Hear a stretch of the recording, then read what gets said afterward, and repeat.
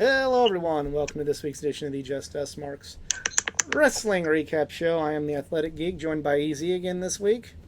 Greetings from Atlanta, Georgia, home of adrenaline in my soul and something Cody Rhodes. Yep. Hey, you should go to the racetrack for a tour. That is way too far. Oh, really? Hampton, Georgia. Oh, really? Oh, man. Yeah. Drive through Dawsonville. Go to the pool room. I would, but I didn't have a rental, and next time I should think that in, I just had to look up Dawsonville, Georgia. That is too far of a drive. Yeah, it's All Out week. I will be at All Out. I'm all out of fucks to give because, boy, this card looks very underwhelming, but sure the match will be good, but boy, this doesn't seem like I pay $50 for this card. At least you're not going to have a certain somebody there. Oh, I'm sure he'll show up.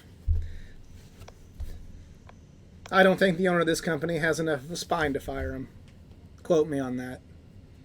But if you've ever seen this show before, this is the Just Us Marks Wrestling Recap Show. I met Easy 5 years ago at the original All In.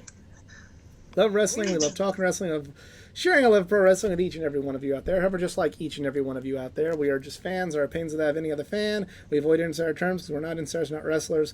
We are just a bunch of marks. And, yep, this episode will be our all-out predictions. Starting with, according to Wikipedia, tag team match, Eddie Kingston, Katsuyori Shibata versus Claudio Castagnoli and Wheeler Yuta. Easy, who you got and why?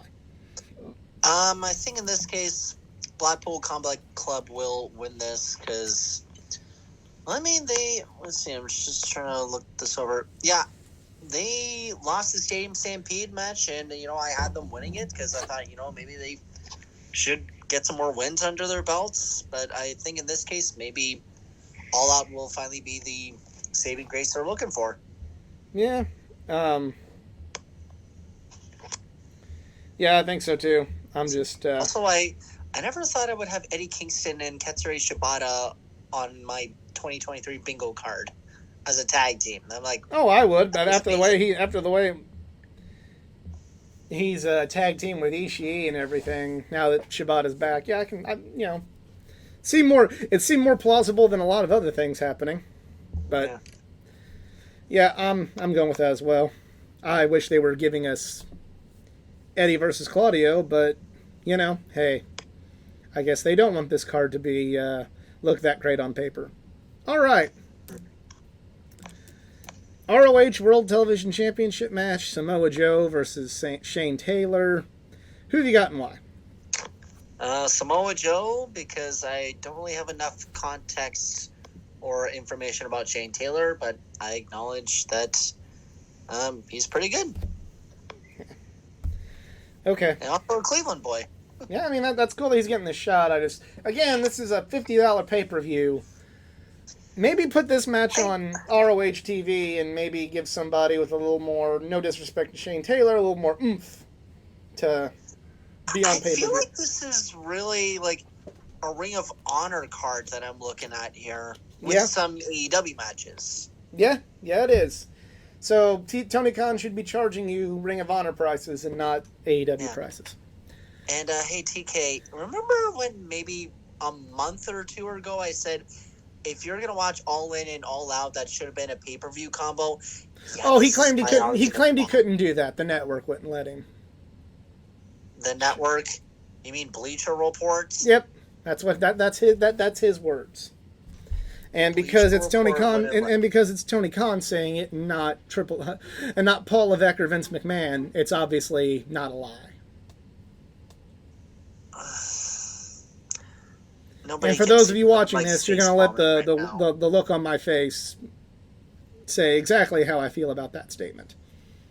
I'm not saying it's not. I'm not saying he isn't being truthful, but I'm also saying that we're quick to let him believe every word he says because he's Tony Khan. And yet somehow you must have had deep pockets for Saraya to enter out with Queen. Not saying there's anything wrong with Queen because they are my all-time favorite rock band, but you had money for Saraya to have We Will Rock You, but you weren't allowed to give us a combo pack for all in and all out. And Fuego del Sol doesn't have a job anymore. Yeah. All right. Also, that sucks. Better Than You Bebe will defend the ROH World Tag Team Championship against the winner of the ROH Tag Team Battle Royal. For the love of God, I don't want the Kingdom. I don't want the Kingdom, but I think that's who's going to win, and I think that's who's going to win the Battle Royal and the titles. The answer to the question no one asked, Matt Taven will win this. Yep. Also, and again, like, All In, like, gave us a lot of shocking upsets. I did not think Adam Cole and especially MGF to carry a Ring of Honor belt would happen, but it did. I think they're going to get the belts off him quick enough because MJF ain't going to wrestle on no Ring of Honor. You and I both know this, so. Yeah. 8-man tag team match. Bullet Club Gold versus FTR and the Young Bucks. Easy, who you picking and why? I'm going to go with FTR and the Bucks. I'm going with Bullet Club Gold. I may not like Jay White that much, but to me, smart writing says the established unit, even though I think the name of it and everything associated with it's kind of like, the actual unit should beat the thrown together team. That's something else. Like, I feel like if FTR had a regular tag match against even Jay and Juice round 2, that would make this card feel a lot better than what it is currently. Yeah. All right, next match according to Wikipedia. The only match I'm really super duper excited for. Kenny Omega versus Konosuke Takeshita. Easy, who you picking and why? I feel like Takeshita is going to take this one, as much as I'm going to hate saying that. But, this could build a lot more on the rivalry with Kenny and Callis, that I think this is going to cause more of a downfall for Kenny Omega until, he can maybe terminate his way back up to taking down the quote-unquote Don Callis family. Yeah. Also, this match should have happened at All In. Sorry, not sorry. Hey, I'm not... No, it shouldn't have, because I want one thing to be fucking excited about for this money I paid for this ticket. I'm excited for the next match you're talking about? A little less. This is a dream match for me. The next one's like, oh, that's cool. Yeah. Like, Omega and Takeshita is something I've wanted to see since I've seen Takeshita. Would this be the penultimate main event match, or would this? I don't know, because reading Wikipedia, it's all jumbled up in a way that I don't think it's going to be. But I'm just going by Wikipedia. But I do think this match will be the main event. International Championship match. This match is the main event. Orange Cassidy versus Jon Moxley. Easy, who you picking and why? Man, I'm split, because I really would be okay with either or. Like, if Cassidy retains, that would just, that would just make him push a lot more higher on the respect level that everyone should be giving him, if you haven't already. But, Moxley winning the international belt, it would also get Blackpool Combat Club, a little bit bigger on their respective case level as well, be more of the villainous group that you should be, better than, say, Bullet Club Gold or the Don Callis family. But, yeah, I'm honestly okay with this one, but my gut's going to say Jon Moxley. I'm going with Moxley, too. I feel like Orange Cassidy's had a great reign. There comes a time where it needs to end, and I feel like this is the time where it ends. These next 3 matches I know are not going to be the last 3, or at least none of them are going to be the main event. No disrespect to anybody. TBS Championship match, Chris Statlander versus Ruby Soho. Easy, who you picking and why? Hey, TK, remember there's a TBS Championship? I just want to call that out there. Yeah. There's a secondary women's belt you've not been using at the slightest. Not at all. Especially on TBS. Statlander, by the way. I'm going Ruby. I think Ruby gets this one. Isn't there going to be slight tension between the outsiders, especially? Yeah, but Saraya used Tony. I'm like, I was like waiting for that to happen on Dynamite. I was like, did I miss something, or did I not really see anything? I think Ruby wins, or I think Tony inadvertently costs Ruby, but I'm going with Ruby winning. Right, I'm sticking with the alien. Miro versus Powerhouse Hobbs. Easy. Who you picking and why? Oh boy, 0 hour match. Sorry, not sorry. Miro. Yeah, Miro. And then finally, for the TNT Championship, Luchasaurus with Christian versus Darby Allin. Who you picking and why? I would love to see Darby win, but I don't think they're going to run on that. But I think Lucha wins, but he turns on Christian Cage. I'm going Darby in this one. And then there's rumored to be, or on AEW it says, the AEW's Twitter page, it says that Ricky Starks is going to challenge Ricky Steamboat to a strap match. That would be really cool to get to actually see a Ricky Steamboat match in person, but I have a gut feeling that it's going to be like Hangman, who needs to be on this card rather than Ricky Steamboat. But if Ricky Starks and Ricky Steamboat happens, I'm picking Ricky Starks, but it will be cool as fuck to see Ricky Steamboat wrestle a match live. I don't care if he's older and everything. I've never seen a Ricky Steamboat match in person, and by God, I'd rather see that than CM Punk. What about you? I'm like, okay then. So. Well, I mean, if you can't, if CM Punk is suspended, and they want to do something, give something to Ricky Starks, you got to kind of do something. I know, but it's like, okay, Ricky Starks versus Steamboat as a whole just sounds great. But why does it have to be a strap match? I'm like, why?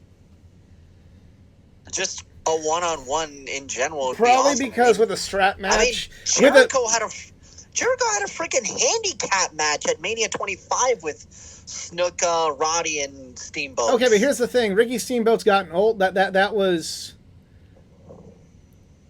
like. I got to use my fingers here. 14 years ago, Steamboat's had health problems since then. With a strap match, you can use the strap to make Steamboat not have to take as many, gonna break the rule here, dangerous bumps or bumps at all. You can just use the whipping of the leather so he doesn't have to fall down as much. So it could still build some brutality around the match without Ricky Steamboat doing anything that's maybe going to be long-term detrimental to his, back and his neck. Again, I just don't really know about that. Again, if it was just a one-on-one... It's why, for example, to tell you, how well they did this, I remember back when Shawn Michaels made his return, he didn't wrestle all the time at first because they still weren't sure about his back. He'd do, a few, he did the return against Triple H and the Elimination Chamber and the 3 Stages of Hell with Triple H, and then was going to go to Jericho. I remember some people thinking he was going to be done after Jericho because of his back, but then obviously his back ended up being able to be okay, and he had just another full-time, at least, wrestled on Raw and had a lot of, had a run arguably better than his first. But I remember there was a match on Raw. It was a no-holds-barred match. It was Shawn Michaels and Jeff Hardy versus Chris Jericho and Christian. And through the majority of the match, they had Shawn Michaels handcuffed to the rope while Jericho whipped him with a belt. And Jeff Hardy did most of the bumping in that match because they were saving what few bumps they thought Shawn had left in him at that point for WrestleMania. But it was still a good match because you still kind of got the brutality of the match because Shawn was getting whipped and, taking punches, but he didn't have to land on his back or on his neck. So I see a similar logic being applied to, okay, if they use Ricky Steamboat, in this match, then he doesn't have to put any pressure on his neck as much as he would in a regular match. But then again, it wouldn't be like a lot of these other Legends matches that you see on independent shows where they can't bump anymore, where it's just like, oh no, it's a lot of shtick and a lot of not good stuff because Honky Tonk Man can't bump anymore, and obviously Steamboat's way better than the Honky Tonk Man, but just using the legendary sort of guideline here. By doing this, you know, you can see the welts and you can see the whipping, and yeah, that sucks, but it doesn't have maybe the long-term or potentially very, very serious injury ramifications that Ricky Steamboat possibly landing continually on his back and on his neck might have.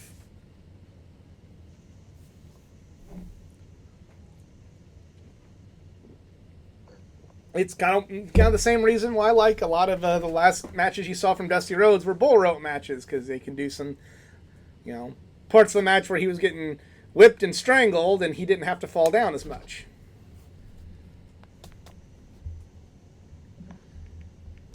That's the way I can make sense of it.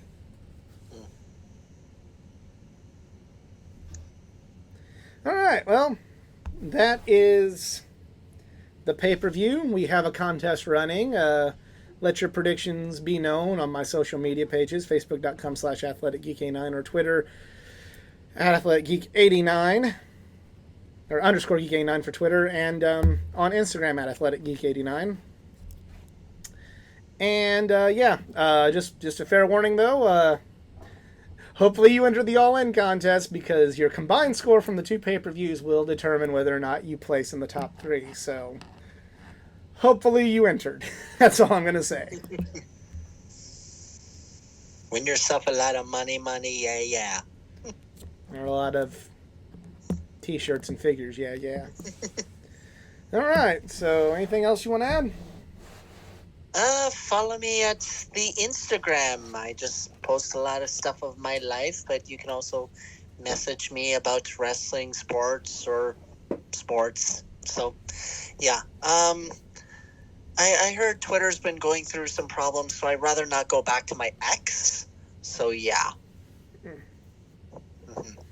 But also, if you're ever in Atlanta, check out the World of Coca-Cola. That place was amazing. Oh, and also, if you're going to be in the Cleveland area, I am on September 9th. I am still debating about whether I want to go to AEW Collision, this first event at Rocket Mortgage Field House, so that'll be epic. So, yeah. Well, for Easy, I'm the Athletic Geek. We're just Marks, and we're out. Have a good one.